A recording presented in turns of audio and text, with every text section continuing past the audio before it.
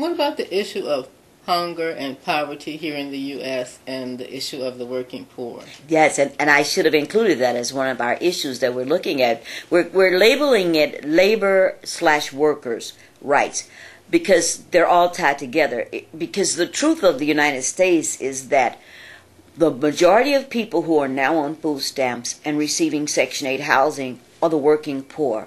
So we are working in this country, but we're working for less and less money, more low-paying jobs, which means people then can't afford health care, rent, and food.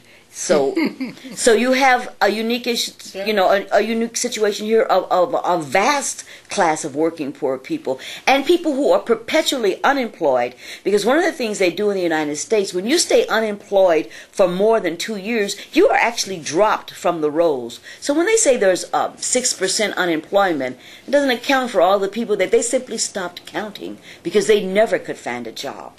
So when we talk about these issues, you can't help but talk about hunger and homelessness, which are tightly tied. I think the middle class found that out when corporations began to downsize, and people who had lived very comfortable lives saw themselves in a matter of months, their savings were depleted, their homes had to be sold or went into foreclosure. They found themselves homeless and on the street, living in shelters, having to go to churches in order to get food for their family, so that it proved that none of us are immune to this. So it's not about only the poor, that the issues of hunger, housing, health care is something that crosses all economic levels in the United States. So whether you're a union worker, because they're certainly losing a lot of the rights of union workers are being stripped away, or if you are simply a laborer, where you simply don't have a lot of rights.